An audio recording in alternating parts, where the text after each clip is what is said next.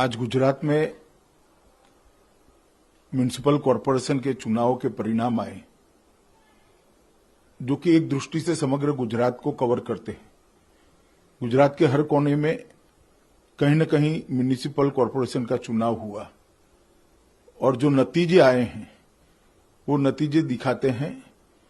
कि गुजरात भारतीय जनता पार्टी के गढ़ के रूप में फिर से एक बार अपने आप को प्रस्थापित करता है। मोदी जी के नेतृत्व में जो विकास की यात्रा चली थी उसको भारतीय जनता पार्टी ने आज भी चालू रखा है और आज जो परिणाम आए हैं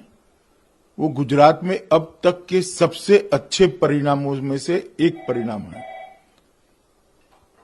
जितनी भी सीटें भारतीय जनता पार्टी लड़ी, जितनी भी सीटें हैं, उसमें लगभग 85% सीटें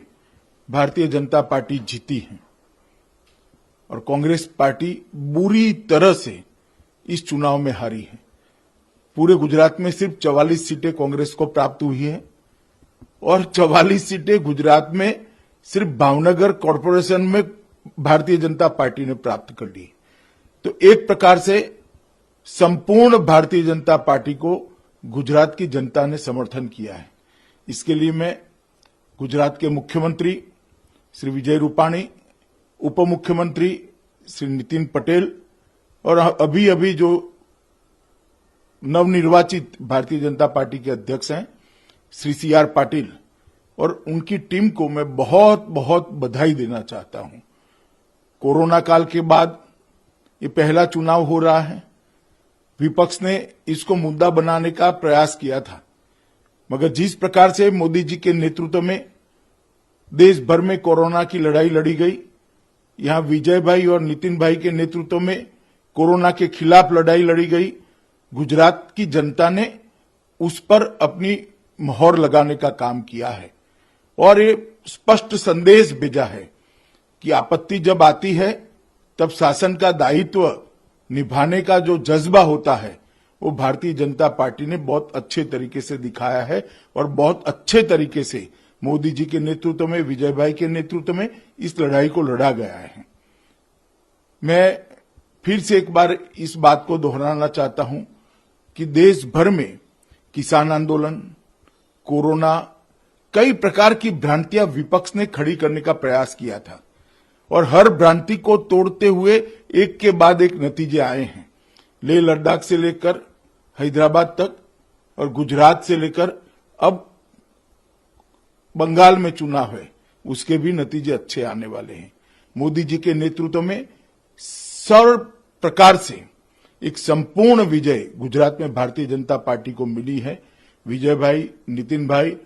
और हमारे पार्टी के अध्यक्ष श्री CR पाटिल, इनकी पूरी टीम को मैं हृदय से बधाई देना चाहता हूं और गुजरात की जनता का भी हृदय से बहुत बहुत धन्यवाद करना चाहता हूं कि आपने फिर से एक बार गुजरात भारतीय जनता पार्टी का गढ़ है, इसको अच्छे तरीके से साबित किया है। कांग्रेस की स्थिति ऐसी हुई है, ढेर सारी सीटों पर कांग्रेस की जमानतें जब्त हुई हैं, ढेर सारी जगह पे कांग्रेस तीसरे चौथे नंबर पर रही है और सिर्फ 44 सीट आना अपने आप में कांग्रेस के नेताओं को आत्मचिंतन करने का जनता का संदेश है और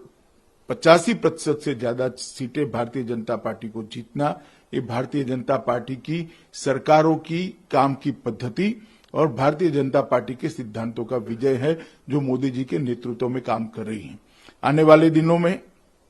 गुजरात में जिला पंचायत और तहसील पंचायत के भी चुनाव है। मुझे पूरा विश्वास है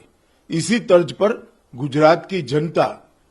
चट्टान की तरह भारतीय जनता पार्टी के साथ खड़ी रहेगी और मोदी जी को समर्थन देकर फिर से एक बार गुजरात भारतीय जनता पार्टी का गढ़ है, इस बात को दोहराएगी, इसका मुझे पूरा विश्वास है। फिर से एक बार हृदय से भारतीय जनता पार्टी की ओर से